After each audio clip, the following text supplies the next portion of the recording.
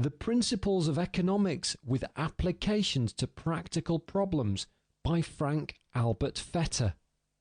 Chapter 11. Repair, Depreciation and Destruction of Wealth. Relation to its sale and rent. Section 1. Repair of rent-bearing agents. 1.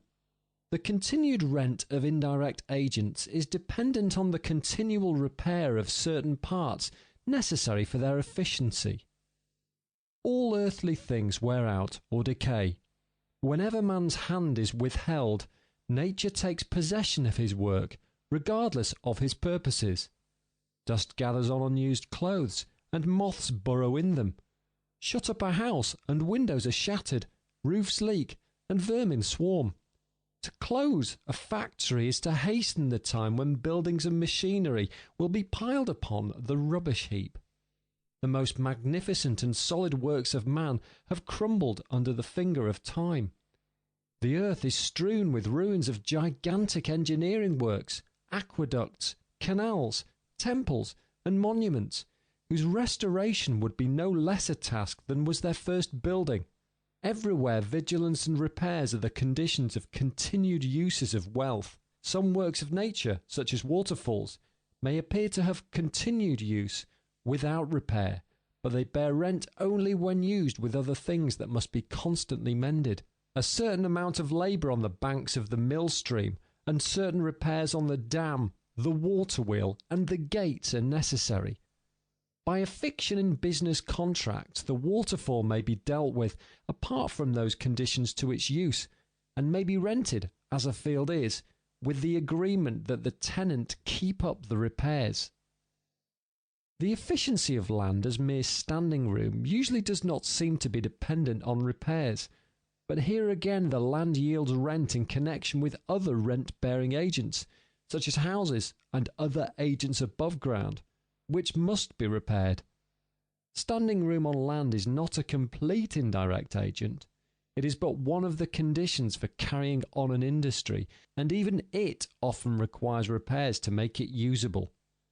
Ranging from these extreme cases of stableness and durability, indirect agents vary to the extremes of fragility and ephemeralness. 2. Most of the qualities that contribute to make land fertile in agriculture being destructible, the constant repair of tilled land is necessary to its continued fertility. If any things could be said to be indestructible, they would be some of the works of nature. In a sense, all matter is indestructible. Man cannot annihilate it. He can simply change its condition. But in economic discussion, it is the value of things that is being considered, and from this point of view, everything is in some degree destructible. The effects of bad husbandry are everywhere apparent, and in many regions fertile fields have been physically and economically destroyed. In Asia, lands that once supported millions, perhaps hundreds of millions, of population are now deserts. Egypt, for a time reduced to a semi-desert condition, has only in the past century been restored to a certain extent by the use of new methods and a return to the old ones. Many of the areas that were the granaries of Rome can now hardly support a sparse, half-starving population. The lands, or at any rate the elements that gave them value, have been destroyed. Even in young America may be seen the effect of a failure to keep land in repair. As the new rich lands of the West were opened up, the old lands in the East were allowed to wear out, and many of them were abandoned. On the new lands in turn, the same methods were followed, using up the first rich store of fertility with no attempt to keep up the quality of the soil. This may have been the best policy for the time. It would not have been economical to employ old world methods of intensive husbandry when such rich, extensive areas were being opened up. But the process was one destructive of natural resources. As settlement moved westward, great forests fell in ashes, and the soil was robbed of the fertile elements which it had taken centuries for nature to store up. 3. The machinery and appliances used in transportation and manufacturing are all perishable in varying degrees. Take as an example the great agency for transportation, the railway. The roadbed, which is but the natural soil excavated or filled to a better grade, is the most permanent part, yet every frost weakens, every rain undermines a portion of it. Earthquake, landslide and flood fill up the ditches or tear down the embankments. Constant work is needed to keep it fit and safe for use. Above this is the track, slightly less permanent, more frequently changed. The ties rot, and even the rails of steel must be at times replaced.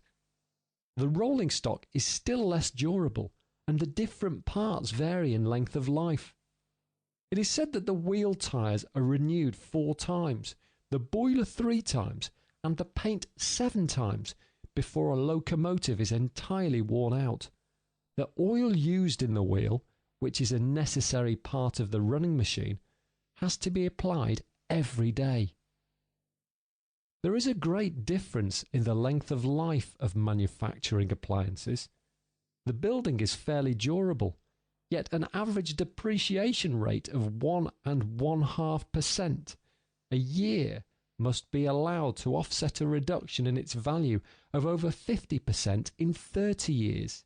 Machinery differs greatly in durability. Well-made, substantial machinery depreciates about 5% yearly.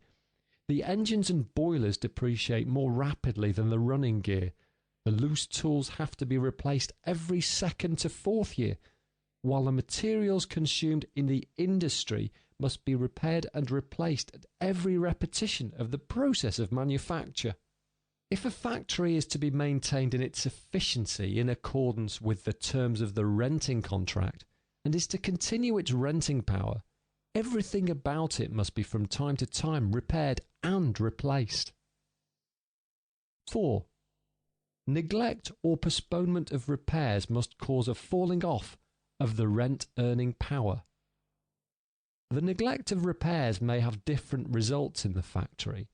The neglect of one kind simply reduces present rental, while not preventing the future restoration of the plant to its full efficiency. If certain necessary tools wear out and are not replaced, the factory as a whole will be less efficient. Each part of the entire outfit being needed in due proportion, the loss in rental will correspond not merely to the lost efficiency of the missing tools, but to the crippled efficiency of the remaining appliances. Failure to apply seed to the land causes the land as a whole to be useless for that year's crop. In other cases, neglect of repairs increases the expenses of repairs and cuts off future rental. The adages, "a stitch in time saves 9, and "an ounce of prevention is worth a pound of cure," must be acted upon in every industry. The neglect to repair a roof causes damage to an amount many times the cost of a new roof. Failure to replace a bolt costing 5 cents may result in the rack and ruin of a machine worth many dollars. A handful of earth on a dike may save a whole country from destruction. Neglect of repairs may be economical. However, when outer conditions have first reduced the demand for the agent and consequently the rental, when the line of travel changes, it does not pay to keep an old hotel up to the same state of repair as when it had a great patronage. Old factories sometimes may be better be allowed to depreciate, while the price of repairs is invested in more prosperous industries. In a declining neighbourhood, the houses fall into decay, the owners seeing that it would not pay to keep them up. Section 2. Depreciation in rent-earning power of agents kept in repair. 1. Even where repairs are thoroughly kept up and present rent is undiminished, future rents may be decreasing because of natural decay. Changes go on in the substance of things which cannot be prevented by any attention to repairs. The wood in a framework will decay. The metals crystallize. There is also an unpreventable wear of parts that cannot be replaced without replacing the whole machine. It is the aim of the modern manufacturers to make machines like the wonderful one-horse shay, every part of equal durability. The development in America of the system of interchangeable parts has greatly simplified and cheapened repairs and has lengthened the working life of machines. Nevertheless, their lot is the scrap heap at last. This general depreciation appears to be nearly avoided in large factories where there is serial replacement of the parts, but occasionally some invention or some improvement of process necessitates an almost completely new equipment. An old man once said to me, "I have lived in this house 40 years. It was well built, has been repainted regularly, has never been allowed to leak a drop, and it is as good as it ever was. I see no reason why it could not be kept to eternity, if always kept in repair." But the same could not be said of the house now. In general, there is finally a termination of the rent-earning power of wealth, and the whole has to be replaced. 2. A change in inventions and processes may reduce the rent of agents, independently of their material condition. Rent is dependent on the indirect relation of things to wants. That relation may be changed if some other agent is found fitted to serve these wants more directly. Not only do the materials of houses change, but fashion and engineering skill change, making the old mansions cheerless and inconvenient and affecting their rent-earning power. At every moment, in a progressive society, many rent-earning agents are being thrown out of use. The machinery in flour mills has been almost completely changed, parts of it repeatedly, while the roller process has been substituted for the old millstones. Water power, because of its uncertainty, has been replaced in many places by steam power, and in many places steam power in turn has been rivaled by water power since the improvements in the generation and transmission of electricity. A change in the process of making paper threw out of use most machinery that was only in part saved by its removal and adaptation to the making of coarser grades of paper. Many minor inventions in the iron industry, still more the invention of the Bessemer process, threw out of use great numbers of the old appliances. 3. A change in the outer conditions that give occasion to the use of agents may cause depreciation. The exhaustion of materials on which machinery is employed may reduce its usefulness. A sawmill located in the midst of a forest has a high earning power while the forest lasts, but when the forest is cut off, the mill itself declines in value. Unless it can be removed to another forest and thus have its earning power renewed, it will have the value only of scrap iron. It has become an indirect agent in the wrong place. Oil boring machinery, where a rich supply of oil is found, has a high rental for a time, but when the oil fields give out, the machinery falls in value, being worth more or less than the cost of transporting it, according as the next oil field is near or far. Changes in fashions, calling for different types of products, cause a depreciation in the value of the old agents. Coarse salt, evaporated by the sun, was used by our fathers, but the finer product of the steam process is driving out the product of the old solar plants. As homespun went out of use, much machinery still in good physical condition was cast aside. Changes in transportation work, revolutions in industrial methods. Many prosperous small forges on the country roads of Pennsylvania became valueless after the building of the railroads. New forges were built at favoured points where materials and products could be shipped by rail. 4. The agents employed in any industry range from the more efficient, high rent, down to the less efficient, low rent, grades in a more or less regular series. It follows that as these changes are going on, the place of agents on the scale of efficiency is constantly shifting. The various agents represent all grades of efficiency. One depreciates, possibly is restored later and takes a high place, and again depreciates until finally it is thrown out of use. One loom embodies the latest improvements and corresponds to the most fertile field. Another can still be made to yield a little rent. The use of a third results in a certain loss. A great mass of no-rent agents lie just below the margin of utilization in every industry. Some of these are permanently abandoned. Some will be taken back into use when business conditions improve. When the iron industry is dull, many forges are out of blast.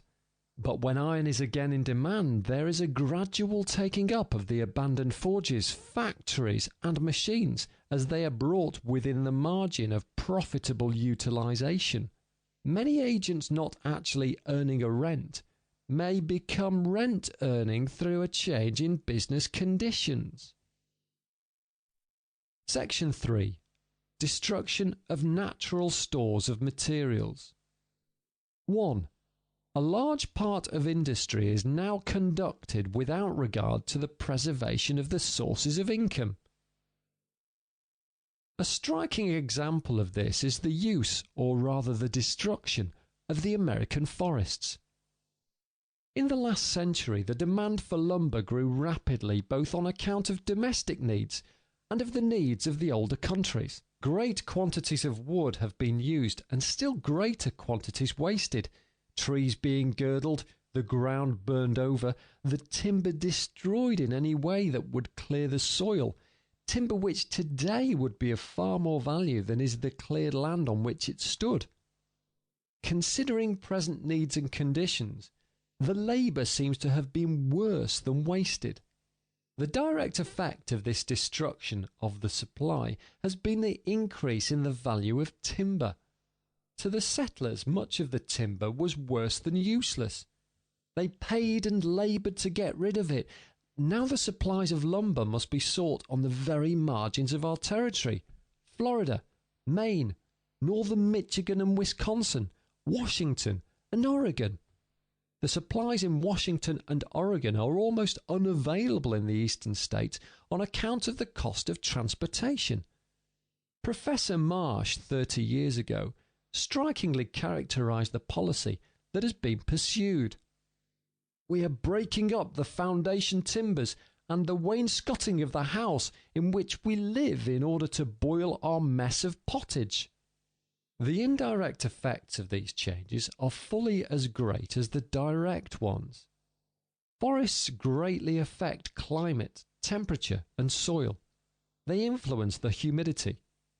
They equalize the flow of streams, moderate floods, and by preventing the washing down of the rich soil, keep the mountainsides from becoming bare and sterile rocks. So within the last 2 decades, the people in America have begun to think of forestry. Its purpose is to restore the forests to the condition of permanent rent earners, to make the mountains yield not a temporary supply, but a perpetual crop of timber. 2. The extraction of coal and other mineral deposits reduces for future generations a supply already limited. The coal deposits in the earth have only recently been drawn upon. A small city like Ithaca probably uses today a greater quantity of coal than was used in all Europe 2 centuries ago. The large deposits of coal and their early development in England long gave a great advantage to English industry over that of other countries. In England, however, has first been felt the fear of the exhaustion of the coal supply. Professor Jevons, in 1861, sounded the note of alarm. He prophesied that because the coal deposits of America were many times as great as those of England, industrial supremacy must inevitably pass to America. Already the supremacy in coal and iron production has passed to America, and that in textiles soon will come. In England, the accessible supply of coal is limited. Deeper shafts must be sunk, and the coal gotten with greater difficulty and at greater expense.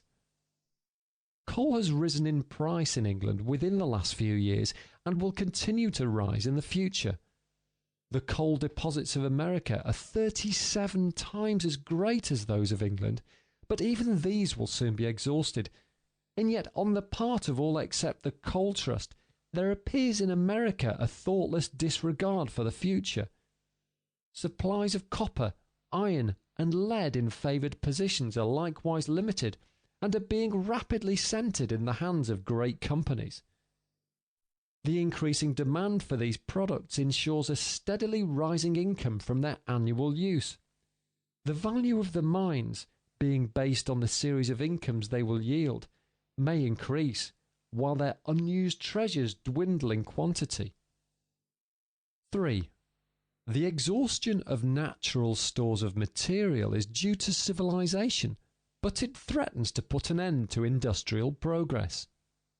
The savage does not go deep enough to use up permanently the world in which he lives. He uses the fruit that he finds, and those fruits are, almost without exception, renewed the next year. The only mines that were worked out in ancient times were gold and silver mines, while the mines of useful metals were touched but lightly. Within the last century, the Earth's crust has been exploited with startling rapidity. Scientific knowledge and mechanical improvement have combined to unlock the storehouses of the geologic ages. At the ever-increasing rate of their use, many important materials must be exhausted in the not far distant future. While it is probable that substitutes will be discovered for many of them, the outlook in some directions has little promise. To treat terminable incomes, exhaustible sources of supply, as permanent sources of income, leads alike to unsound theory and to reckless practice. End of chapter 11.